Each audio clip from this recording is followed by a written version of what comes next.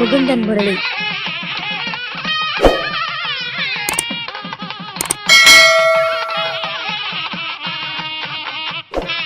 புகழுக்கு சொந்தக்காரியாக இருக்கக்கூடிய மகளிர் அப்படின்னாவே நம்முடைய மீனாட்சி பரமகுரு மேடம் தான். தொடர்ந்து ஜி தமிழில் நிறைய நிகழ்ச்சியில் ப்ரோக்ராமில் அட்டன் பண்ணி நிறைய கருத்துக்கள் நல்லா போல்டாக பேசியிருக்கிறாங்க. இப்போ கூட மச்சத்தை வைத்து பலன் சொல்லக்கூடிய ஒரு விஷயத்தில் கூட சிறப்பாக பேசியிருக்கக்கூடிய நம்முடைய மீனாட்சி பரமகுரு மேடம் அவர்கள் இப்பொழுது சிறப்புரை ஆற்றி இருக்கிறார்கள். உங்களுடைய உற்சாகமான கைத்தட்டலோட.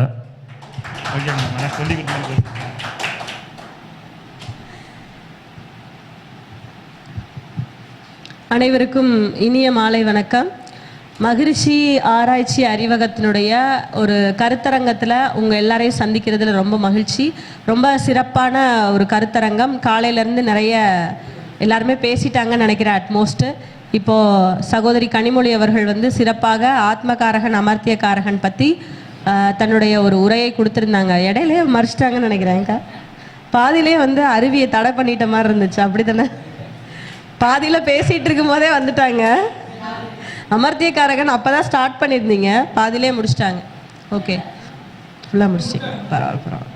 ஓகே, அப்போ இந்த ஆத்மகாரகன் அமர்த்தியகாரகனை பொறுத்தளவு ரொம்ப சிறப்பாக பேசி அமர்ந்திருக்கிறார்கள். எனக்கு ஒரு தலைப்பு கொடுத்துருக்கிறார் முகுந்தன் சார். அது என்னென்னு பார்த்தீங்கன்னா, உங்கள் ஜாதகத்தை பார்த்த உடனே வேலையா தொழிலா? இது ஒரு கிரிட்டிக்கலான கொஸ்டின் தான். இனிஷியலாக இருந்தால், அதாவது படிச்சுக்கிட்டு இருக்கிறவங்களுக்கு ஒரு பார்த்த உடனே எப்படிடா சொல்கிறது, எய்த்தாப்பில் உட்காந்துருப்பான், இவன் யாருன்னே தெரியல, இவன் வேலை பற்றி கேட்குறானா தொழில் பற்றி கேட்குறானா என்ன கேட்குறான், வந்திருக்கிறவனுடைய வயதை வைத்து நம்ம ஏதோ ஒரு விஷயம் நம்ம ஜாதகத்தை பார்த்து சொல்கிறோம். ஸோ அப்படி சொல்லக்கூடிய விஷயங்கள் ஜாதகத்தை பார்த்தவுடன் நம்ம எப்படி தீர்மானிக்கிறது அப்படிங்கிற ஒரு தலைப்பை கொடுத்துருக்கிறாரு. ரொம்ப சிறப்பான தலைப்பு. அந்த புகழ் இந்த புகழ் எல்லா புகழும் சொன்னார் முகுந்தன். புகழுங்கிறது மேட்ரே கிடையாது என்னை பொறுத்தளவு.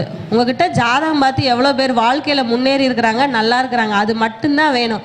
அவங்க சொல்கிறதுனால இப்போ நான் ஜி தமிழ் போகலாம், அவர் வேந்தர் டிவி லாக் பண்ணி வச்சுருக்கிறாரு. வேந்தர் டிவிக்குள்ளே நீங்கள் முகுந்தன் இல்லாமல் உள்ளே போகவே முடியாது. முகுந்தன் அப்படின்னு கண்ணசைச்சாதான். இப்போ கனிமொழி அக்கா வரணும் அப்படின்னா முகுந்தன் சொன்னாதான் கனிமொழி அக்கா வரவே முடியும். இது ஏங்க நீங்க அப்படிதானே சொல்லி கொடுத்தீங்க, இப்படி சொல்லுங்க மேடம், அப்பதான் எல்லாரும் வருவாங்க அப்படின்னு.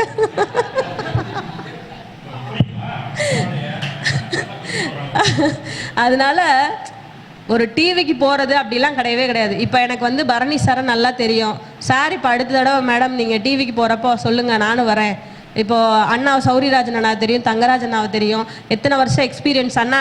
இப்போ நம்ம முன்னாடி எங்களுக்கு தெரியுது அப்படின்னா நாங்கள் ஒரு யூடியூப் சேனல் போகிறோம், அதன் மூலமாக ஒருத்தர் பார்க்குறாரு, மேடம் இந்த சேனலில் பேசுங்கன்னு சொல்கிறாங்க, நம்ம பேசுகிறோம். ஸோ அப்போ அந்த ஆஃபருங்கிறத நான் மட்டும் எனக்கு மட்டும் வச்சுக்க மாட்டேன். கனியக்காக்கு சொல்லுவேன், மீனாக்காக்கு சொல்லுவேன், கனகாம்பாலக்கா, தெரிஞ்சவங்க எல்லாருக்குமே நம்ம மோரோவர் ரெஃபர் பண்ண தான் செய்கிறோம். அந்த சேனலில் நீங்கள் எப்படி பேசுகிறீங்க, இப்போ நம்ம போகலைன்னாலும் அங்கே வேறு யாராவது நம்ம மக்களோட நினைப்பு என்னென்னா, இன்றைக்கி சேனலில் போய் பேசும்போது ட்ரோல் ஆகும்போது பயப்படுறாங்க. நிறைய பேர் நம்மளை ட்ரோல் பண்ணுறாங்க, சேனலில் போயிட்டு நீங்கள் மானத்தை வாங்குறாங்க. அதெல்லாம் கிடையாது. அங்கே உங்களுடைய நீங்கள் ஒரு ஜோதிடர் தானே, உங்களை அவங்க என்ன கேள்வி கேட்குறாங்களோ அந்த கேள்விக்கு தகுந்த பதில் கொடுத்தீங்கன்னா உங்களை யாருமே ட்ரோல் பண்ண மாட்டாங்க. நம்ம ஆளுங்க என்ன பண்ணுறாங்கன்னா, அங்கே போய் உட்காந்துட்டு தன்னுடைய அதிமேதாவித்தனத்தை காட்டக்கூடாது. நம்ம அங்கே போயிட்டு எப்படி பேசணுங்கிற சில விஷயங்கள் இருக்குது. அந்த விஷயங்களை கடைப்பிடிச்சோன்னாலே கண்டிப்பாக. இப்போ நான் பேசிட்டு வந்தேன், முகுந்தன் சார் சொன்னார் மச்சத்தை பற்றி பேசியிருக்காங்க அப்படின்னு சொல்லி. அந்த தலைப்பு என்ன அப்படின்னா, மச்ச சாஸ்திரம், மற்ற ஜோதிட முறைகள், இந்த டேரட்டு, அப்புறம் பார்த்தீங்கன்னா இந்த ஆரா ஸ்கேனர்லாம் வச்சு பண்ணாங்க. அந்த ஷோவில் நான் போலன்னா கூட என்ன பண்ணுவாங்க, வேற யாராவது ஒருத்தர் உட்கார வைப்பாங்க. அவங்கள இன்னும் ட்ரோல் பண்ணால் எல்லாருக்கும் சம்மதமா? அப்போ மட்டும் ஜோசி அசிங்கப்பட்டா பேசாமல் பார்த்துட்டு இருப்பீங்களா எல்லாரும்? அந்த ஒரு வாரம் பேசுவாங்க மக்கள். ஆனால் உண்மை என்ன அப்படின்னா, நான் போய் அங்கே என்ன பேசியிருக்கேன் அப்படின்னா, அந்த அம்மாவுக்கு உனக்கு மச்சம் இங்கே இருக்குமா, நீ ஆளுமையான பெண்மணிங்கிற அந்த அம்மா என்கிட்ட சொல்லுது, நான் தான் எங்கள் வீட்டிலே டம்மி பீஸ் சொல்கிற அம்மாவை பார்த்தீங்கனாலே டம்மி பீஸ் இல்லைன்றது அந்த முகத்திலே நமக்கே தெரிஞ்சிடும், முகக்கலையிலேயே. அப்புறம் அவரே சொல்லிடுவார், நீங்கள் எப்படி வந்தீங்க இந்த ப்ரோக்ராமுக்கு, எல்லாரையும் மீறி தானே வந்தீங்க, அப்போ உங்களுக்கு ஆளுமை இல்லைன்னு எப்படி சொல்கிறீங்கன்னு சொல்லி அவரே மறுத்து பேசுகிறேன். அப்போது ஒரு இடத்துல நம்ம போய் பேசுகிற விஷயங்கள்ல தான் இருக்குது. அதனால இந்த சேனலுக்கு போகிறதுனால மட்டும் புகழ் வந்துடாது. புகழ் அப்படிங்கிறது என்னை பொறுத்தளவு உங்களுடைய புகழின் அளவு என்ன, உங்களோட வருமானத்தின் அளவு என்ன, உங்ககிட்ட ஜாதகம் பார்க்குறவர்களுடைய அவங்களுடைய விஷயம், அவங்க வாழ்க்கையில் எப்படி முன்னேறி வர்றாங்க, இது மட்டும்தான் உங்களோட புகழின் அளவுகோலை தீர்மானிக்கிறது. நீங்கள் இத்தனை வருஷம் நீங்கள் ஃபீல்டில் இருக்கீங்க அப்படின்னா, இப்போ நான் 2012 படித்தேன், 2012 இந்த வருஷம் வரைக்கும் நான் ஜோதிடத்தில் இருக்கிறேன் அப்படின்னா எனக்கு ரெஃபரல் கிளைண்ட்ஸ்ன்னு சொல்லக்கூடிய இப்போ ஒரு கனடாவில் இருக்காங்க ஒரு அக்கா அப்படின்னா, அந்த அக்கா அந்த ஊரில் இருக்கிற ஒரு 100 பேருக்கு சொல்கிறாங்க. இப்போ நம்ம ஒரு ஊருக்கு போகிறோம் அப்படின்னா அந்த ஊரில் நமக்காக ஒரு 10 பேர் காத்திருக்கிறாங்க அப்படின்னா, அதுதான் உங்களுடைய புகழின் அளவுகோலாக இருக்க முடியுங்கிறது தான் என்னோட ஒரு தீர்மானமான விஷயமா இருக்குது. இதே மாதிரி உங்கள் எல்லாருக்குமே கிடைக்கணும் நானும் வேண்டிக்கிறேன். இப்போ நம்மளுடைய இந்த உரைக்கு செல்வோம். வேயிரு தோழி பங்கன் விடமுண்ட கண்டன் மிக நல்ல வீணை தடவி மாசரு திங்கள் கங்கை முடிமேல் அணிந்து என் உளமே புகுந்த அதனால் ஞாயிறு திங்கள் செவ்வாய் புதன் வியாழன் வெள்ளி சனி பாம்பிரண்டும் உடனே ஆசரு நல்ல நல்ல அவை நல்ல நல்ல அடியார் அவர்க்கு மிகவே. தாய் தந்தை சொல்லிக் கொடுத்த ஆசான் குரு தெய்வத்தினுடைய பாதம் பற்றி குடும்பத்தினர் அனைவருக்கும் இங்கு அமர்ந்திருக்கிற அனைவருக்குமே என்னுடைய சிரம் தாழ்ந்த வணக்கங்களை சொல்லி என்னுடைய உரைக்கு செல்கிறேன். ஒரு ஜாதகத்தை பார்த்த உடனே தொழிலா வேலையா நீங்கள் எதுக்கு போவீங்க அப்படிங்கிறது தான். ஸோ வேலை அப்படிங்கிற விஷயம் அப்படின்றது எல்லாருக்குமே பார்த்தீங்கன்னா ரொம்ப முக்கியம். ஏன்னா நம்ம என்ன சொல்கிறோம், உத்தியோகம் புருஷ லட்சணம் அப்படின்னு சொல்கிறோம். புருஷ லட்சணம் அப்படிங்கிறது இன்றைக்கி பார்த்தீங்கன்னா பெண்களுமே உத்தியோகத்திற்கு செல்லக்கூடிய அமைப்புக்கு வந்துட்டாங்க. அது அந்த காலத்தில் புருஷ லட்சணம்ங்கிற வார்த்தையை பயன்படுத்தி இருந்தாங்க. இதில் பார்த்தீங்கன்னா ஸ்ரீ ஜாதகாத்தியாயம்னு சொல்லி ஒரு பர்டிகுலராக பெண்களுடைய ஜாதக அமைப்புக்குன்னே ஒரு அமைப்பு இருந்தாலுமே இங்கே வேலைக்கு செல்லக்கூடிய பெண்கள் இன்று நாளுக்கு நாள் அதிகமாக இருக்கிறாங்க. அதே மாதிரி தொழில் முனைவோர்னு சொல்லக்கூடிய என்டர்பிரினர்ஸ் அப்படின்னு சொல்லக்கூடிய பெண்களும் அதிகமாக இருக்கிறாங்க. அப்போது ஒரு வேலைக்கு செல்லக்கூடிய ஜாதகம் இப்படித்தான் இருக்கும். இதே மாதிரி பசங்க இப்போ வர்ற பசங்க என்ன பண்ணுறாங்க, மேடம் ஒரு வருமானம் பத்த மாட்டேங்குது, எனக்கு வரக்கூடிய மனைவி வேலைக்கு செல்வாளா அப்படின்னு கேட்கக்கூடிய தன்மைகள்லாம் வந்துடுச்சு. அப்போ ஒரு ஜாதகத்தை பார்த்தவுடன் இந்த ஜாதகம் வேலைக்கு செல்லக்கூடிய அமைப்பு இருக்கா, இல்லை 4 பேரை வச்சு தொழில் பண்ணக்கூடிய அமைப்பு இருக்கா, அந்த தொழிலுக்குள்ளான ஜாதகமாக இருக்கிறதா அப்படிங்கிறது எதை வச்சு தீர்மானிக்கிறது அப்படின்னு சொல்லி பார்க்கும்போது ரொம்ப பெருசாலாம் யோசிக்கவே வேண்டாம். ஒரு ஜாதகம் நம்ம முதல்ல எந்தெந்த பாவகம், தொழில் பாவகம்னு சொல்லக்கூடிய பாவகம் என்னது 10, அதற்குண்டான லாப பாவகம் என்னது அதனுடைய 2ஆம் பாவகமான 11ஆம் பாவகம். அப்போ முதல்ல தொழில் ஸ்தானம் அப்படின்னா அந்த 10ஆம் பாவக அதிபதி வலுப்பெற்று இருக்கிறாரா உங்க ஜாதகத்துல, இதுதான் முதல்ல பார்க்க வேண்டிய விஷயம். அப்போ நீங்க காலபுருஷ 10, 11 முதல்ல எடுத்துக்கங்க. நம்ம காலபுருஷ லக்னத்திற்கு 10, 11 யார் கையில வச்சிருக்காருன்னா சனி பகவான் தான். அப்ப இதுல இருந்து நமக்கு என்ன தெரிய வருது, முதல்ல சனி பகவான் அப்படின்னா அவர் யாரு, நீதிவான் அப்படின்னு சொல்றோம். நீதிவான்னா என்ன, அவர் நீங்க கரெக்டா இருந்தீங்கன்னா உங்களுக்கு சரியான படிக்கு உங்களுக்கு என்னென்ன தேவையோ சனி கொடுக்கக்கூடிய சொத்து அந்த அளவுக்கு ஸ்திரமா இருக்கும் அப்படின்னு சொல்றாங்க. மற்ற திசாபுத்திகளில் கிடைக்கக்கூடிய சொத்தை விட சனி பகவானுடைய காலத்தில் கிடைக்கக்கூடிய சொத்து உங்களுடைய காலத்திற்கும் உங்களுக்கு அப்புறமும் உங்களோட சந்ததியினருக்கு கூடிய பயன்படுத்தக்கூடிய சொத்தா இருக்கு. அப்படின்னா என்ன காரணம் அப்படின்னா அந்த சனியினுடைய வீடு அவ்வளவு வலுவாக இருக்கிறது. இந்த இடத்துல 10, 11 கூடிய அதிபதியா யார் வர்றா, சனி பகவான். அப்ப இந்த சனி பகவான் உங்க ஜாதகத்துல எப்படி இருக்காரு அப்படிங்கிறத முதல்ல பார்க்கணும் ஃபர்ஸ்ட். ஏன்னா தொழில் காரக கிரகம் அப்படின்னு எடுத்தாலே சனி தான். அப்ப இந்த சனி உங்க ஜாதகத்துல ரொம்ப சிறப்பான ஒரு அமைப்புல இருக்காரு அப்படின்னா தான் நீங்க தொழிலுக்குள்ள வர முடியும். First point. இது வேலைக்கு போகுதா, வேலைக்கு போறவங்களா அப்படின்னா சனி ஒரு மாதிரி இருக்கணும். தொழிலுக்கு இருக்கணும்னா சனி எப்படி இருப்பாரு, 3ஆம் இடத்துலயோ 6ஆம் இடத்துலயோ 10ஆம் இடத்துலயோ 11ஆம் இடத்துலயும் சொல்லக்கூடிய உபோஜய ஸ்தானங்கள்ல இந்த சனி அமரும் போது தொழிலுக்குண்டான ஒரு வேட்கைங்கிறது இயற்கையாகவே ஜாதகருக்கு விடுகிறது. அப்போ இந்த பாவகங்கள் பொதுவாக சனி பகவான் இல்ல எல்லா பாவ கிரகங்களுக்கும் இந்த இடம் உகந்த இடமாக சொல்லப்படுகிறது பராசரியத்துல. அப்போ 3, 6, 10, 11 சொல்லக்கூடிய இந்த 4 பாவகங்கள் உங்களுடைய ஜாதகத்துல இந்த சனி பகவானாலேயோ இல்ல அடுத்து பாவ கிரகங்கள் சொல்லக்கூடிய செவ்வாய், அவர் போய் எந்த ஒரு வர்க்கத்திலையுமே வர்க்க சக்கரத்துல எந்த சக்கரத்திலையும் செவ்வாய் 6ஆம் இடத்துல இருக்கிறது நல்லதுன்னு சொல்லியிருக்காங்க. அப்போ இந்த மாதிரி இடங்கள்ல சனி பகவான் அமரும் போது இயற்கையாகவே ஜாதகருக்கு தொழில் செய்யக்கூடிய ஒரு அந்த வேட்கை அப்படிங்கிறது அமைந்து விடுகிறது.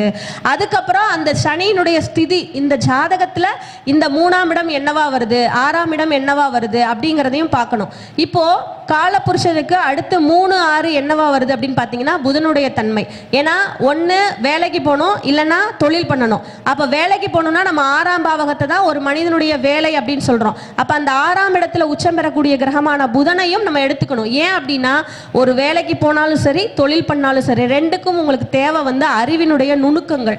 அப்போ புதன் வந்து உங்கள் ஜாதகத்தில் சரியாக இருந்தால் தான் நீங்கள் இப்போ என்ன பண்ணுவீங்க, ஓனர் என்ன சொல்கிறாரோ அதை வந்து கேட்டுட்டு அதை நம்மளால் நம்ம திருப்பி ரிப்பீட் பண்ண முடியுமோ, இல்லை நம்ம அந்த வேலையை உணர்ந்து செய்யக்கூடிய ஆற்றல்ங்கிறது புதன் தான் தருவார். அப்போ உங்கள் ஜாதகத்தில் புதன் எப்படி இருக்கிறார், அவருடைய அளவுகோல் என்ன, புதனுடைய அளவுகோலை பொறுத்து இவர் ஓனராக இருக்காரா இல்லை லேபராக இருக்காரா அப்படிங்கிற விஷயத்தை எடுத்துக்கணும்.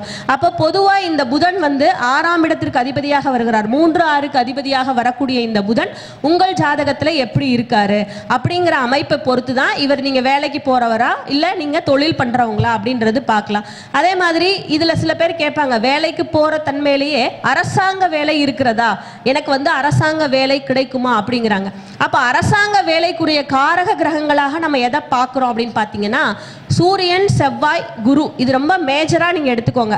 அடுத்து வந்து காம்பினேஷனில் வந்து இவங்க வந்து பேங்க் வேலைக்கு போவாங்களா, இல்லை வந்து இவங்க வந்து ஆடிட்டிங்கில் இருப்பாங்களா, இந்த மாதிரி விஷயங்கள். அப்போ காம்பினேஷனில் ஃபஸ்ட்டு வர்றவங்க சூரியன், செவ்வாய், குரு. இவங்க வந்து ஒருத்தருக்கு ஒருத்தர் ஆட்சி உச்சம் பெறுவது, இவங்க வந்து ஒரு கேந்திர திரிகோணத்தில் அமர்றது, அதே மாதிரி வர்க்கோத்தமம் பெறுவது, பரிவர்த்தனை பெறுவது, இது எல்லாமே வந்து அரசு வேலைக்கு வழிவகுக்கக்கூடிய ஒரு நிலையாக காணப்படுகிறது. இந்த 3 பேரும் வந்து ஒரு பெர்ஸ்பெக்டிவ்ல எப்படி இணைஞ்சிருக்கிறாங்க அப்படிங்கிறது ரொம்ப ரொம்ப இம்பார்ட்டன்ட். அப்போ ஒரு ஜாதகத்தில் இந்த 3 கிரகங்கள் தான் ராஜ கிரகங்கள்னு சொல்றோம். அப்ப ராஜ கிரகங்கள் ராஜா மாதிரி ஜம்முன்னு உட்கார்ந்தாதான் அவங்களுக்கு வந்து அந்த அரசாங்க வேலைங்கிறது கிடைக்கும். அப்போ ஒரு ஜாதகத்துல இப்படி இருக்குங்க, இந்த மாதிரி இருக்கும்போது இவர் வேலைக்கு கண்டிப்பா போவாரா அப்படின்னு கேட்டீங்கன்னா மேல சொன்ன யோகம் எல்லாமே உங்களுக்கு உங்களுடைய 20 வயதிலிருந்து 60 வயதுக்குள் யோக திசைகளும் வர வேண்டும். அப்படி இருந்தாதான் இந்த யோக கிரகங்கள் வேலை பண்ணும். ஏன்னா ஒரு ஜாதகத்துல அந்த தசாபுத்தி இல்லாம உங்களை வந்து என்ன பண்ண முடியாது, இயக்க முடியாது. அப்போ அந்த 20லிருந்து 60க்குள் யோக தசைகளும் உங்களுக்கு வந்து கண்டிப்பா வரணும். அப்படி வரும்போது நிச்சயமாக வரும். அதே மாதிரி பௌர்ணமி யோகத்துல பிறந்திருக்கிறீங்க அப்படின்னாலுமே இயல்பா உங்ககிட்ட ஒரு ஸ்பீட் இருக்கும். ஒரு வேலைக்கு போகணும் அப்படின்ற ஒரு அரசு வேலை கிடைக்கக்கூடிய ஒரு அமைப்பு அப்படிங்கிறது பௌர்ணமி யோகத்தில் பிறந்தவர்களுக்கும் நிச்சயமாக இருக்கும். அதே மாதிரி சூரியனை குரு பார்க்குற அமைப்புமே வந்து பார்த்தீங்கன்னா சூரியனை குரு பார்ப்பது, சேர்வது, இது சிவராஜ யோகத்தை குறிக்கக்கூடிய அமைப்பு. இது சிம்மத்தில் இருந்தால் ரொம்ப ரொம்ப பெஸ்ட்டாக இருக்கும். அப்படி இல்லாத பட்சத்தில் மற்ற வீடுகளுக்கு தகுந்த மாதிரி அந்த அமைப்பு இருக்கும். ஸோ அந்த சூரியன் குரு சேர்க்கை வந்து பார்த்தீங்கன்னா ஒரு குடும்பத்தில் ஒரு பையனுக்கு இருக்குது அப்படின்னா அந்த சிவராஜ யோகம் உள்ள அமைப்பு. இந்த குடும்பத்தில் வந்து பார்த்தீங்கன்னா அந்த கோவிலில் முதல் மரியாதை பண்ணுறது, கோவிலில் வந்து கோவில் கட்டும் பணிகளை செய்வது, இந்த மாதிரி விஷயங்கள்லாம் அந்த குடும்பத்தில் இருக்கும் அப்படின்னு சொல்லப்படுகிறது. அதே போல் இந்த சூரியன் குரு சேர்க்கை வேற பாவகங்களில் இருக்கும் போதுமே வந்து அந்த விஷயங்கள்ல ஓரளவுக்கு மாறுபாடுகள் வர்றதை நம்ம பார்க்க முடியுது. அடுத்து வந்து பார்த்தீங்கன்னா இந்த ஜாதகம் தொழில் பண்ணுவாங்களா அப்படின்னு எடுக்கும்போது 10ஆம் பாவக அதிபதி அவர் வந்து உங்க ஜாதகத்துல ஒரு ஆட்சி உச்சம் பெற்ற அமைப்பு. 10ஆம் பாவக அதிபதி அவர் வந்து தன்னுடைய இடத்துக்கு மறையாம இருக்கணும், அந்த பாவகத்துக்கும் மறையாம இருக்கணும், லக்னத்துக்கும் மறையாம இருக்கணும். அப்படி இருக்கும்போது ரொம்ப சிறப்பா இருக்கணும்.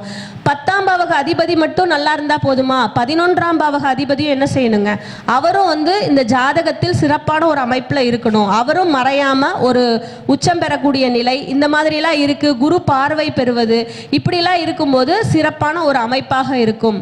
அஷ்டவக வர்க்க பரல்களையுமே பார்க்கும்போது 10ஆம் பாவகத்துக்கு உண்டான பரல் 24 பரலுக்கு மேல இருக்கணும். 11ஆம் பாவகத்தினுடைய பரல் அந்த பரல்களுக்கு, அதாவது இப்போ உதாரணத்திற்கு 10ஆம் பாவகத்து பரல் ஒரு 28 பரல் இருக்குன்னு வச்சுக்கோங்க, இவர் பிஸ்னஸ் பண்ணலாம் அப்படிங்கிற ஆஸ்பெக்ட். அடுத்து அந்த 11ஆம் பாவகம் வந்து இந்த 28 பரல்களுக்கு மேல ஒரு 30 பரலாவது வாங்கியிருக்கணும். அடுத்து வந்து பார்த்தீங்கன்னா விரய பாவகத்தினுடைய பரல், அதாவது 12ஆம் வீட்டினுடைய பரல் இந்த 2 பரல்களை விட குறைஞ்சிருக்கணும். இப்படி இருந்ததுன்னா இவங்களால கண்டிப்பா வந்து பிஸ்னஸ் பண்ணக்கூடிய ஒரு திறமைங்கிறது இவங்களுக்கு இருக்கும் அப்படிங்கிறத சொல்லலாம். அதே மாதிரி சில பேர் கேட்பாங்க, நான் எந்த திசையில இருக்கலாம், எந்த திசையில வைக்கலாம், பிஸ்னஸ் நான் எந்த பக்கம் வச்சேன்னா எனக்கு ரொம்ப நல்லா இருக்கும் அப்படிலாம் கேட்கும்போது இவர்களுடைய அந்த 12 பாவகத்திலையுமே பரல்கள் இருக்கும். அதில் நீங்கள் ராசிகளுடைய திசைகளை எடுத்து அதை ஆட் பண்ணி பாருங்கள். இப்போ கிழக்கு திசைனா கிழக்கு திசையினுடைய பரலை கூட்டி பாருங்கள். அந்த ஒரு திசைகள் தெற்கு திசையினுடைய பரல்களை ஒன்றாக கூட்டிக்கோங்க. வடக்கு மேற்கு இப்படி கூட்டும்போது எந்த திசையினுடைய பரல்கள் அதிகமாக உயர்ந்திருக்கிறதோ அந்த திசையை வந்து நம்ம ஜாதகருக்கு எடுத்து கொடுக்கலாம், உங்களுக்கு ரொம்ப பெஸ்ட்டாக இருக்குங்க அப்படின்னு சொல்லிட்டு. அதே மாதிரி சில பேர் வந்து என்ன தொழில் செய்யலாம்னு கேட்பாங்க. என்ன தொழில் செய்யலாம் அப்படின்னும் போது முதல்ல 10ஆம் பாவகத்தை பார்க்கணும், அங்கே எந்த கிரகம் இருக்குன்னு பார்க்கணும், அடுத்து அதோட அதிபதியினுடைய நிலையை பார்க்கணும், சனியை பார்க்கணும். சனி வந்து போயிட்டு தன்னுடைய பாதையில் முதல்ல தொடக்கூடிய கிரகத்தை பார்க்கணும்.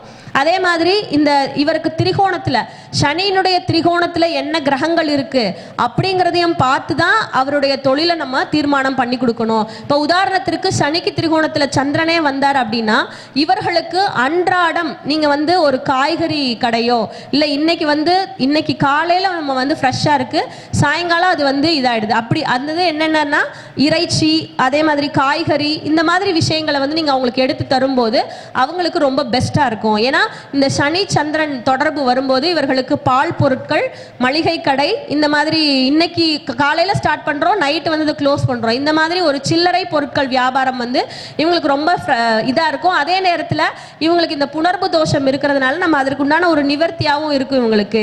அப்போ நம்ம இந்த மாதிரி விஷயங்களை எடுத்துடலாம். அதே மாதிரி சனிக்கு திரிகோணத்தில் ஒரு சூரியன் இருக்கு அப்படின்னா இவங்க வந்து பார்த்தீங்கன்னா இவங்களுக்கு எப்படி இருக்கும் அப்படின்னு கேட்டிங்கன்னா, ஸோ இவங்க வந்து மேக்சிமம் என்ன பண்ணுவாங்கன்னா கான்ட்ராக்டர் பேசிஸ், இந்த கவர்மெண்ட் கான்ட்ராக்ட் எடுக்கிறது, கவர்மெண்ட் சம்பந்தப்பட்ட விஷயங்கள் போகிறது, இந்த மாதிரி விஷயங்கள் இவங்களுக்கு பெஸ்ட்டாக இருக்கும்.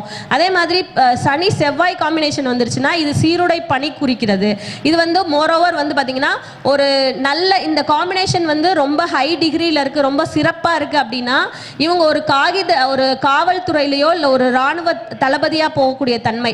இதே கொஞ்சம் லோ கேடரில் இருக்குது அப்படின்னா சில கம்பெனிலலாம் வந்து பார்த்தீங்கன்னா இந்த ஒரு ஒர்க் இருக்கும், அதாவது ஒரு பியூன் ஒர்க்கு கூட வச்சுக்கோங்களேன், அதுக்குமே அவங்க வந்து என்ன பண்ணுறாங்க, ஒரு யூனிஃபார்ம் கொடுக்குறாங்க. அப்போ அந்த யூனிஃபார்ம் கோட் அப்படிங்கிறது இந்த சனி செவ்வாய் தான் ரெப்ரசன்ட் பண்ணுது. அப்போ சனி செவ்வாய் ரொம்ப ஹை நல்ல ஒரு பொசிஷனில் இருக்கு, செவ்வாய் நல்ல உச்சமடைந்து மகரத்தில் உட்கார்ந்து இருக்கிறாரு, அவரோட சனி காம்பினேஷன் ஆகுறாரு அப்படின்னா இவங்க ஒரு இராணுவ தளபதி ஆகக்கூடிய தன்மை வந்து அவங்களுக்கு கொடுத்துருது. அதே நேரத்தில் இந்த கேடர் வந்து கொஞ்சம் கம்மியாகுது, இந்த செவ்வாய் வந்து கொஞ்சம் நீசமாகவே ஆயிட்டாரு, ஏன்னா செவ்வாயுடைய தன்மை வந்து இங்கே ரொம்ப முக்கியம். அப்பதான் சீருடை பணி வரும். ஒரு கன்னி வீட்டில் இருக்குன்னு வச்சுக்கோங்க, செவ்வாய் சனி ரெண்டுமே கன்னி வீட்டில் இருக்கு. அப்படி இருக்கும்போது இந்த இடத்துல அவங்க என்ன பண்றாங்கன்னா அவங்களும் சீருடை தான் அணிஞ்சிருக்காங்க, ஆனா அவங்க காவல்துறைக்கு போகல. அவங்க வந்து ஒரு கம்பெனியில ஒரு மத்திய அரசு சார்ந்த ஒரு கம்பெனியில வந்து பாத்தீங்கன்னா அவங்க ஒரு சீருடை அணிந்த ஒரு பணியாளராக இருக்கிறார்கள். அப்போ இந்த காம்பினேஷன் தான் வந்து உங்களை நீங்க என்ன இடத்துல இருக்கணும் அப்படிங்கிறத முடிவு பண்ணக்கூடிய தன்மையில் இருக்கு. அப்போ ரொம்ப ரொம்ப முக்கியமான விஷயம், உங்க ஜாதகத்தில் வேலை இருக்கு அப்படின்னா 6ஆம் பாவக அதிபதி ரொம்ப நல்ல சிறப்பாக இருக்காரு, 10ஆம் பாவகத்தை விட 6ஆம் பாவகம் வலுப்பெற்று இருக்கு அப்படின்னா நிச்சயமா நீங்க வேலைக்கு போகக்கூடிய தன்மை தான் உங்களுக்கு இருக்குங்கிறத நம்ம சொல்லணும். இப்போ உதாரணத்திற்கு துலா லக்னத்திற்கு 6ஆம் பாவக அதிபதி குரு 3ல் ஆட்சி, இவங்க வேலைக்கு போயிட்டே தான் இருந்தாங்க கடைசி வரைக்குமே. அதே நேரத்தில் இவங்களுக்கு சனி உச்சம். பொதுவாகவே பார்த்தீங்கன்னா சனி உச்சம் பெறுகிறவர்களுக்கு இயற்கையாகவே ஒரு என்ன சொல்றது, அவங்க கிட்ட ஒரு இரக்க குணம்னு வச்சுக்கோங்களேன். இங்க குருவும் ஆட்சி ஆயிட்டாரு, சனியும் வந்து உச்சம் ஆயிட்டாரு. பொதுவாக அந்த சனி உச்சம் பெற்றாலே அவங்க கிட்ட இயற்கையா ஒரு இரக்க குணம் வந்துடும். இந்த இரக்க குணம் எங்கேயாவது தொழிலுக்கு ஆகுமா? ஒரு ஓனரா இருக்கீங்க, ரொம்ப இரக்கமா இருந்தீங்கன்னா வேஸ்ட், ஏச்சிட்டு போயிடுவாங்க. இதே சனி நீசம் பெற்றவர்கள்ட்ட பாருங்க, அவங்க கிட்ட ஒரு ஆர்டர் போடக்கூடிய தன்மை, அந்த ஒரு இப்படி இருக்கணும்ன்ற ஒரு பாஸ் அப்படின்ற ஒரு தன்மை வந்து அவங்க கிட்ட இருக்கும். அப்ப அந்த சனி நீசம் பெற்றவர்கள் தொழிலில் ரொம்ப நல்லா இருக்காங்க. அதே நேரத்தில் அந்த சனியை வந்து பார்த்தீங்கன்னா அந்த நீசமா போயிருச்சு அப்படிங்கிறதுனால நம்ம என்ன சொல்லுவோம், இங்க வந்து நீசமாயிருச்சு இல்லைங்க, அப்ப எப்படிங்க அப்படின்னு கேட்பீங்க. அந்த இடத்துல 10ஆம் பாவக அதிபதியும் நல்லா இருக்கணும், அப்படி இருந்தால் மட்டும்தான் அவரால் தொழிலுக்கு வர முடியும்.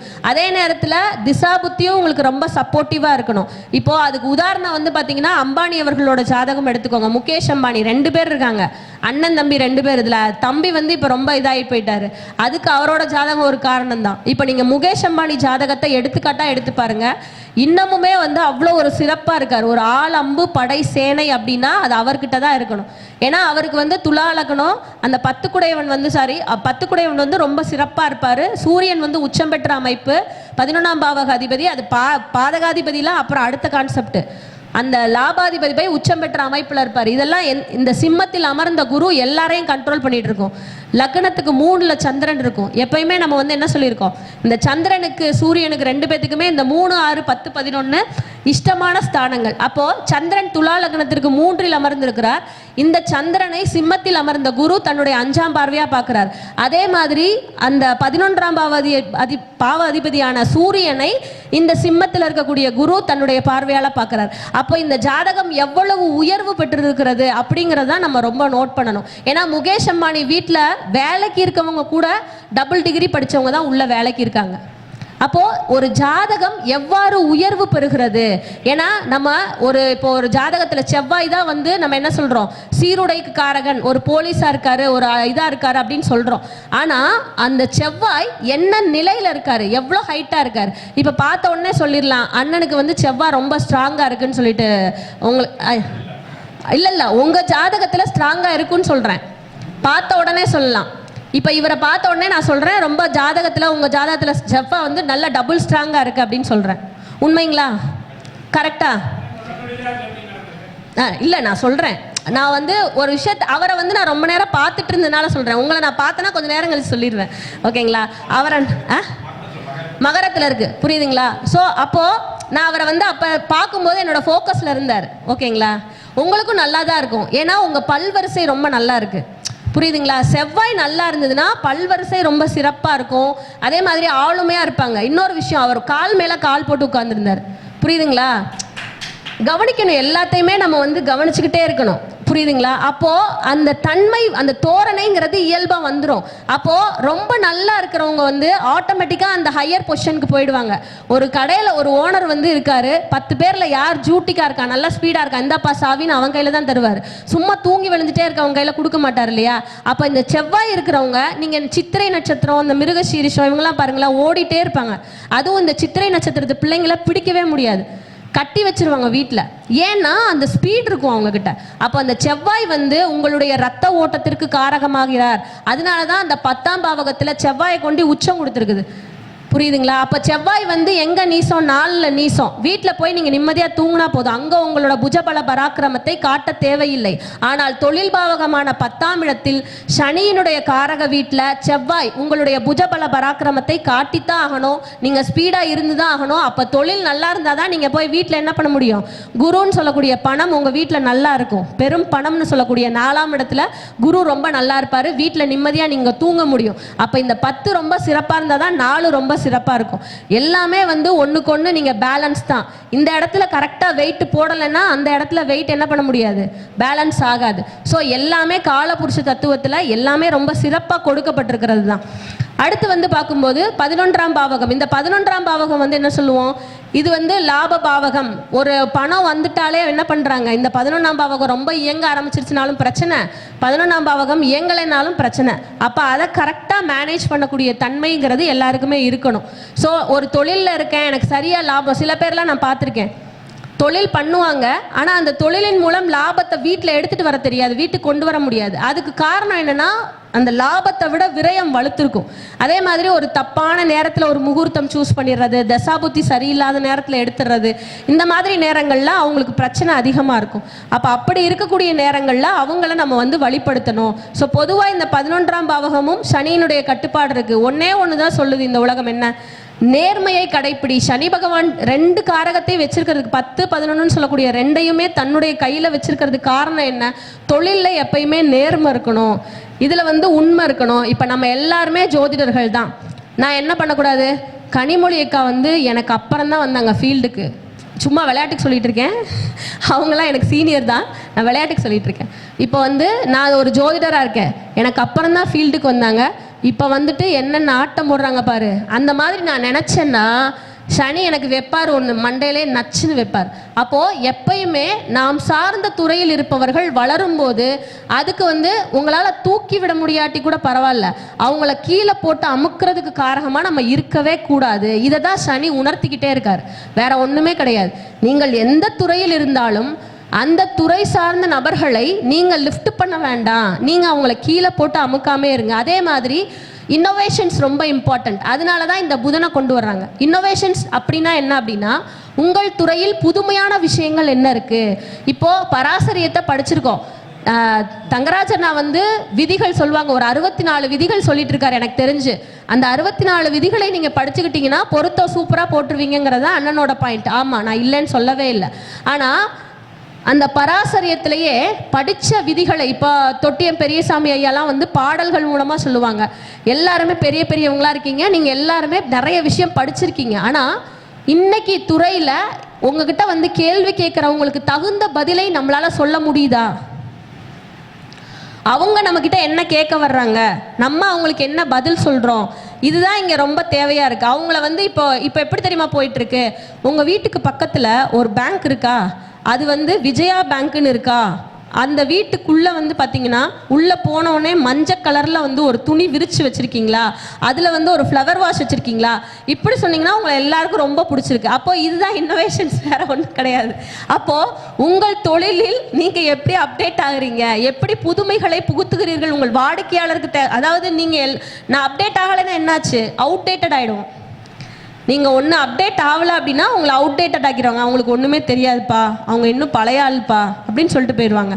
ஆனால் பழைய ஆளுக்கு எப்பயுமே மவுஸ் இருக்குது, அது வேற பாயிண்ட்டு. ஆனால் உங்களுடைய தொழிலில் புதன் அப்படின்னு சொல்லக்கூடிய டெக்னாலஜியை யூஸ் பண்ணணும், கம்ப்யூட்டர் யூஸ் பண்ண தெரியணும், ஆண்ட்ராய்ட் ஃபோன் யூஸ் பண்ண தெரியணும், ஃபோன் பேச தெரியணும். நிறைய பேர் ஃபோனே எடுக்க மாட்டாங்க, நம்பர் போட்டுருவாங்க. இப்போ வீடியோ காலில் நிறைய நம்பர் ஓடிடும். ஆனால் நம்ம வந்து ஃபோன் பண்ணோன்னா ஜோஷியர் ஃபோன் எடுக்க மாட்டாரு. இப்போ ஒரு ட்ரெண்ட் போயிட்டுருக்கு, நீங்கள் இன்றைக்கே ஜாதகம் பார்க்கணுமா 10,000 ரூபா கட்டுங்க, ஒரு மாதம் கழித்து பார்க்கணுமா 50,000 ரூபா, அது 5,000 ரூபா கட்டினா போதும், ஓகேங்களா? ஸோ இப்படிலாம் போயிட்டுருக்கு. ஏன்னா இதெல்லாம் என்னோட கிளையண்ட் என்கிட்ட கேட்குறது, மேடம் நீங்கள் பிஸிங்களா மேடம், ஏங்க பிஸி தான், ஏங்க பிஸி தாங்க, பிஸிலாம் இல்லைங்க சொல்லுங்கள் பரவாயில்ல மேடம், இல்லை மேடம் இன்னைக்கு பார்க்க முடியுமா, இல்லைங்க ஒரு 4 ஜாதகம் இருக்குங்க 2 நாள் கழித்து பார்க்குறேன். பரவாயில்ல மேடம் 2 நாள் சொல்கிறீங்களே, நண்பர்கள்ட்ட பார்க்கணுன்னா 5 நாள் கழித்து சொல்கிறாங்க. அப்போது இந்த விஷயங்கள் எல்லாமே நீங்கள் அப்டேட்டடில் இருக்கணும். அதே மாதிரி புதன்னு சொல்லக்கூடிய நுணுக்கங்களை தெரிஞ்சு வச்சுருக்கணும். சில ஆப்பெல்லாம் வந்திருக்கு, இப்போ நம்ம நிறைய அஸ்ட்ராலஜி ரிலேட்டடாக ஆப் வந்துருக்கு. ஃபியூச்சரில் வந்து பார்த்தீங்கன்னா ஆப் தான் வரப்போகுது. நம்ம முகுந்தன் சார் கூட ஏதோ ஒரு ஆப் சொல்லிட்டு இருந்தார், சொன்னார், அதோட சரியா. ஆனால் நீங்கள் அதை இம்ப்ளிமெண்ட் பண்ணுங்கிறேன். இப்போ வந்து தேவை அதுதான், பணம் தானே, இன்வெஸ்ட் பண்ணிடலாம். ஓகே. ஸோ ஏன்னா ஃபியூச்சரில் அப்படிதான் ஆக போகுது. ஏன்னா இப்போ என்ன பண்ணுறாங்க, ஒன்று இந்த நிறைய யூடியூப்புக்கே போகிறீங்கன்னு வச்சுக்கோங்க, அவங்களே இப்போ வந்து என்ன பண்ணிடுறாங்க, சில யூடியூப் சேனல்ஸ்லேயே வந்து அவங்க நம்பரை தான் டிஸ்பிளே பண்ணுறாங்க. நீங்கள் வந்து கிளையண்ட்டை, ஆமாம், நீங்கள் வந்து ஃபோன் பண்ணிங்கன்னா யூடியூப் சேனலுக்கு தான் போகும். இப்போ முகுந்தன் சார்கிட்ட பேசணுன்னா பர்டிகுலர் யூடியூப் சேனலுக்கு போகும். இப்போ முகுந்தன் சார் என்ன பண்ண போகிறாரு, அடுத்து அதை அப்டேட் பண்ணிடுவாருன்னு நினைக்கிறேன். அப்புறம் முகுந்தன் சாருக்கு நேராக போகாது, சேனலுக்கு போகும். சேனல் வந்து முகுந்தன் சாரையும் உங்களோட கிளைண்ட்டையும் ஒரு வீடியோ கான்ஃபரன்ஸில் எடுப்பாங்க. நான்லாம் ஒரு நாள் வந்து பயந்துட்டேன், என்னடா அது ரொம்ப உடம்பு சரியில்லை, எப்படி போய் இவங்க முன்னாடி வீடியோ காலில் உட்கார்றது, சரி தடார் படார் எந்திரிச்சு ரெடியாகி உட்காந்துட்டேன். அந்த கிளைண்ட் வந்துடுவாங்க, யூடியூப்காரங்களும் லைனில் இருப்பாங்க, நம்மளும் இருப்போம். கிளைண்ட்டோட ரகசியங்களை எப்படி யூடியூப்காரங்க முன்னாடி நம்மளால் சொல்ல முடியும்? அவங்க என்ன சொல்கிறாங்க, நாங்கள் இல்லைங்க ஆன் பண்ணி விட்டுட்டு போயிடுவோங்கன்னு சொல்கிறாங்க. கிளைண்ட்டும் ஆனால் உட்காந்து, ஆனால் கேட்க வந்தது என்னென்னா, என்ன படிப்புக்கு, குழந்தையோட படிப்பு சம்மந்தமாக தான் என்கிட்ட கேட்க வந்தாங்க. ஒரு அரை மணி நேரம் அந்த வீடியோ கான்ஃபரன்ஸ்லேயே அந்த கால் போச்சு. ஸோ ஃப்யூச்சரில் இந்த மாதிரி தான் ஆகிட்டுருக்கு. அப்போது நம்ம எல்லாருமே என்ன தெரிஞ்சிருக்கணும், எனக்கு தொழில் தெரியுது அப்படின்னாலும் நான் வந்து என்னுடைய துறை சார்ந்த விஷயங்களில் அப்டேட் ஆகலைன்னா நான் அவுட்டேட்டட் ஆகிடுவேன். இதை விட ரொம்ப ரொம்ப முக்கியமான ஒரு விஷயம், ஒரு இடத்துல வேலைக்கு போகிறவங்களுக்கு தெரிஞ்சிருக்க இன்னொரு விஷயம் என்னென்னா ராஜதந்திரம். ராஜதந்திரம்னா என்ன, ஒன்று அடுத்தவனை போட்டு விட தெரியணும், இல்லை போட்டு விட தெரியாதுன்னா எஸ்கேப் ஆகவாக தெரியணும். இதுதான் ராஜதந்திரம். இந்த ரெண்டுமே இல்லை அப்படின்னா அவங்களும் என்ன பண்ண முடியாது, சர்வைவ் ஆக முடியாது. ஏன்னா நிறைய பேர் என்ன பண்ணுவாங்க, காலையில் குனிஞ்சுக்கிட்டே அப்படியே, எனக்கு தெரிஞ்ச ஒரு அக்கா இருந்தாங்க, காலையில் 9:30 அப்படின்னா 9:25 உள்ளே வந்துடுவாங்க, சாயங்காலம் 7 மணினா 6:55 எடுத்து வச்சுட்டு போயிடுவாங்க. அவங்களுக்கு வேறு எதுவுமே தெரியாது, கோயிலுக்கு போகிறதெல்லாம் போக மாட்டாங்க. என்னைக்கு அவங்க கோயிலுக்கு போகிறேன்னு கேட்டாங்கன்னா, குழந்தைக்கு உடம்பு சரியில்லாத மட்டும் வந்து மீனாட்சி நான் என்ன கோயிலுக்கு போகணுன்னு என்கிட்ட கேட்டாங்க. ஸோ அந்த மாதிரி ஒரு டெடிகேட்டிவாக ஒர்க் பண்ணுறவங்க இருப்பாங்க. இவங்களை போய் என்ன பண்ணுவாங்க, யாராவது அவங்க வந்து கரெக்டாக ஒரு வேலை சொன்னாங்க 6:55 எடுத்து வச்சுட்டு போயிட்டுறாங்க. அப்படிங்கும்போது இவங்களுக்கு அதை சமாளிக்க தெரியாது. ஏன்னா ஒன்று நீங்கள் வந்து அந்த மாதிரி ஓனர்கிட்ட போய் எல்லாரையும் பற்றி போட்டு விடுற கேரக்டராக இருக்கணும், இல்லை அதை சமாளிக்கிற கேரக்டராக இருக்கணும். ரெண்டும் இல்லை அப்படின்னாலுமே அந்த இடத்துல நம்மளால் சர்வை பண்ண முடியாது. இப்போ இந்த விஷயங்கள் எல்லாமே வேலைக்கு போகிற ஒரு ஆளுக்கு தெரிஞ்சிருக்கணும். அதே மாதிரி தொழில் பண்ணுறவங்களா இருந்தாலும் உங்களுக்கு எப்படி உங்களுடைய தொழில் பாவகம் நல்லா இருக்கு, உங்கள் ஜாதகத்தில் 10ஆம் அதிபதி ரொம்ப சிறப்பாக இருக்காரு, குரு பார்வையில் இருக்காரு, லாபாதிபதி ரொம்ப சிறப்பாக இருக்காரு, நான் வந்து தொழிலுக்கு வந்துட்டேன், இதில் ரொம்ப முக்கியமான விஷயம் நான் இன்வெஸ்ட் பண்ணலாமா பண்ணக்கூடாதா, இந்த மாதிரி நிறைய இருக்குது. இது இப்போ நம்ம எல்லாருமே ஜோதிடர்கள், நம்ம வந்து இதுவும் ஒரு தொழில் மாதிரி தான். எப்படின்னா நீங்கள் யார்கிட்டையும் போய் கை கட்டி நிற்க போகிறதில்ல, இன்றைக்கி வர ஜாதகத்தை சொல்லிட்டு போயிட்டே இருக்க போகிறீங்க. அப்போ இதுக்கு இன்வெஸ்ட்மெண்ட் ஓரியன்ட் பிஸ்னஸ் இது கிடையாது, இது ஒரு சர்வீஸ் ஓரியன்ட் பிஸ்னஸ். அப்போ சர்வீஸ் ஓரியன்ட் பிஸ்னஸ் தான் உங்கள் ஜாதகத்தில் இருக்கா, இன்வெஸ்ட்மெண்ட் ஓரியன்ட் பிஸ்னஸ் உங்கள் ஜாதகத்தில் இருக்கா? அதுக்கு தான் நான் சொன்னேன் அம்பானியோட ஜாதகத்தை பாருங்க. அப்போ அந்த ஜாதகத்தில் வந்து பார்த்தீங்கன்னா துலா லக்னம், 3ஆம் இடத்துல சந்திரன் உட்கார்ந்துருக்காரு, 10 குடையவன் 3ல் உட்காந்துட்டாரு. அந்த லாபாதிபதி சூரியன் உச்சமடைந்து 6ல் லக்னத்துக்கு 6ல் இருக்காரு. இந்த 2 கிரகத்தையுமே அப்படியே கண்ட்ரோல் பண்ணுற மாதிரி சிம்மத்தில் அமர்ந்த குரு ஒரு 2ஐயுமே பார்க்குறாரு. அப்போ இவ்வளவு ஒரு சிறப்பாக ஒரு ஜாதகம் இருந்தால் மட்டும்தான் ஒரு தொழிலுக்கு உண்டான ஒரு ஏன்னா அவங்க என்ன பண்ணுறாங்க, நிறைய விஷயங்கள் பண்ணுறாரு அவர். வெறும் டெலிகம்யூனிகேஷன் மட்டும் இல்லை, இந்த லக்னத்துக்கு 3ல் அமர்ந்த சந்திரன் தான் அவர் டெலிகம்யூனிகேஷனில் பெரிய ஒரு ஆளாக நெட்வொர்க்கில் இன்னைக்கு நீங்கள் வந்து ஜியோவை அடிச்சிக்கவே முடியாது. எவ்வளோ பேர் ஜியோவில் இருக்காங்க, இன்னமுமே வந்து ஜியோ நெட்வொர்க்கில் இருக்காங்க. அப்படின்னா அது காரணம் அவருக்கு அந்த 3ல் அமர்ந்த சந்திரன் அவருக்கு அந்த அளவுக்கு ஒரு வேகத்தை கொடுத்துருக்கு. அப்போ அந்த குருவோட பார்வையில் அத்தனை கிரகங்கள் அமைஞ்சிருக்கு. அப்படி இருந்தால் மட்டும்தான் நிறைய பேர் என்ன பண்ணுவாங்க, இப்போ திருப்பூர் எடுத்திங்கன்னா எல்லாமே வந்து தொழில் நகரம் தான். அப்போ தொழில் நகரம்னு சொல்லும்போது அந்த ஓனரோட ஜாதகம் இப்படிலாம் சிறப்பாக இருக்கணும். அப்படி இருந்தால் மட்டும்தான் மெஷினை இம்போர்ட் பண்ணுறது, ஆளுங்களை வச்சு வேலை வாங்குறது, இது எல்லாமே அவங்க ஜாதகத்தில் இருக்கணும். அப்போ இப்படி இருந்தால் தான் நம்ம கொடுக்கணுமே தவிர, இல்லைன்னா உங்களுக்கு என்ன விஷயம் வருமோ அதுக்கு அளவாக பண்ணிக்கிங்க, நீங்கள் இன்வெஸ்ட்மெண்ட் கம்மி பண்ணிக்கங்க. இன்னும் சில பேர் வருவாங்க, கூட்டு ஜாதக அமைப்பு, அதாவது 2 பேர் வந்து பார்ட்னர்ஷிப் போட்டு பண்ணலாமா அப்படின்னு கேட்பாங்க. அதுக்கு நீங்கள் 7ஆம் பாவகத்தையும் சேர்த்து பார்க்கணும். 7ஆம் பாவகம் எப்படி இருக்குது, 7ஆம் பாவகம் வலுத்திருந்தால் மட்டும்தான் அவங்களுக்கு நீங்கள் கூட்டு போட்டு ஜாதகம் பண்ணக்கூடிய அமைப்பு பண்ணுவோம். சில பேர் என்ன பண்ணுவாங்க, ஒர்க்கிங் பார்ட்னராக இருப்பாங்க. அப்போ அவங்களுக்குமே வந்து ஒர்க்கிங் பார்ட்னராக இருந்து இவங்க 2 பேருமே நல்லா சிறப்பாக சர்வைவ் ஆவாங்களா அப்படிங்கிற விஷயத்த பார்த்து கொடுக்கணும். அப்போது ஆக மொத்தம் ஒரு ஜாதகத்தை எடுக்கும்போது 6ஆம் பாவகம் 10ஆம் பாவகத்தை விட ரொம்ப சிறப்பாக வலுத்திருந்தா அவங்க வேலைக்கு போகணும். 10, 11 இந்த 2 பாவகமுமே நல்லா வலுத்திருக்கு. இந்த ஜாதகத்தில் முக்கியமாக நம்ம வந்து இங்கே துலா லக்னம் தான் இவரோடது சொன்னோம், அம்பானியோடது. ஆனால் அதில் சில பிரச்சனைகளும் இருக்கும். என்ன, இந்த லக்னத்திற்கு மிக மிக மோசமான ஆள் யார், குரு தான். அவர் வந்து சிம்மத்தில் போய் உட்காந்துருப்பார்.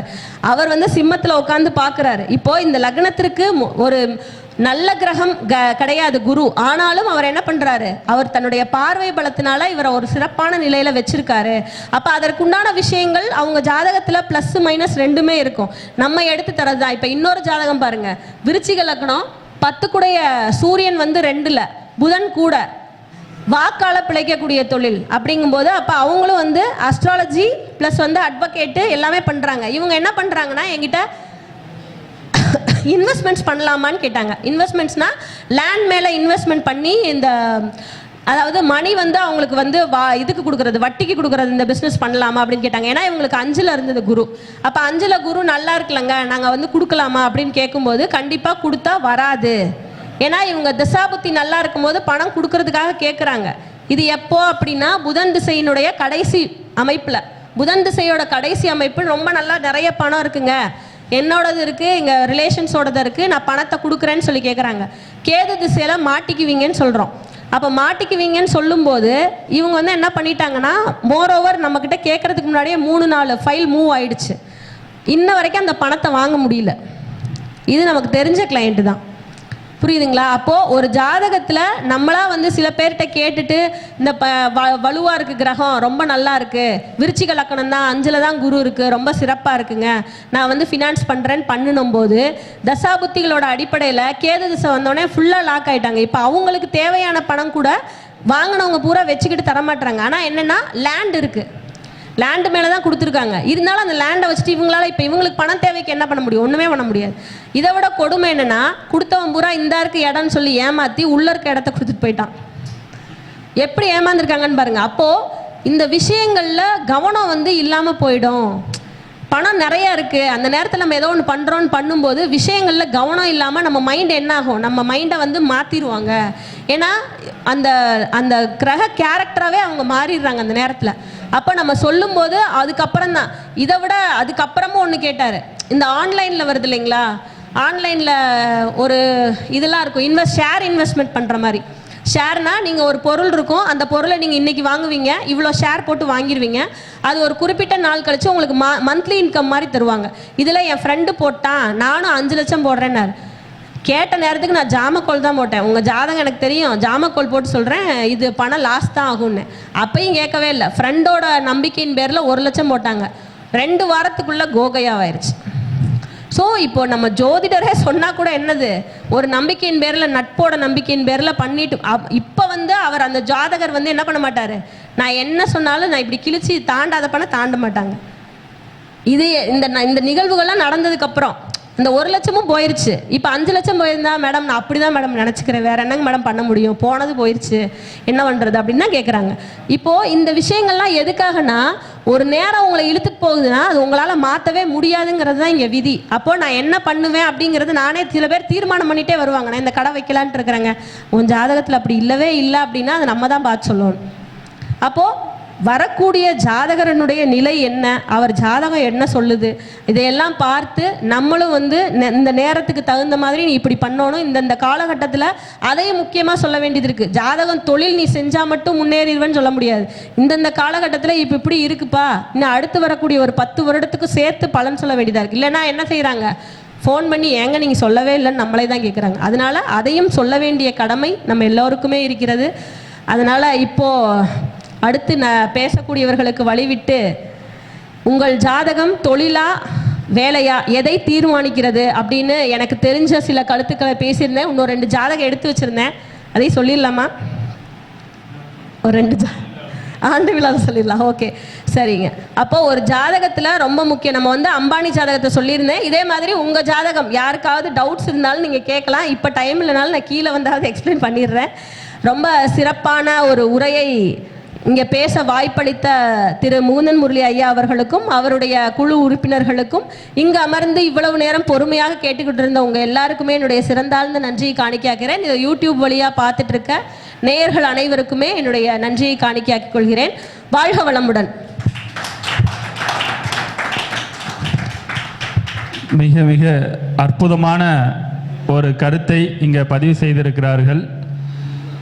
நம்முடைய வாழ்க்கைக்கு நம்முடைய ஒவ்வொருடைய ஜாதகத்தை பார்த்த உடனே அது சொந்த தொழிலா அல்லது வந்து வேலைக்கு போகலாமா அப்படின்ற ஒரு குழப்பத்திலேருந்து ஒரு தெளிவாகக்கூடிய ஒரு அமைப்பாற்றலை பற்றி மிக தெளிவான ஒரு விளக்கத்தை கொடுத்த நம்முடைய மீனாட்சி பரமகுரு மேடம் அவர்களுக்கு கனிமொழி மேடம் அவர்கள் இப்பொழுது பொன்னாடை போற்றி சிறப்பு செய்ய இருக்கின்றார்கள்.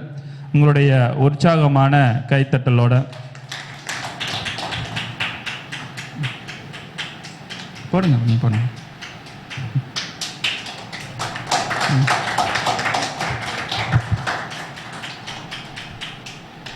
இது ஃபேஸ்புக்கில் வந்துடும் இல்லைங்க மேடம்? சரி, போட்டீங்க.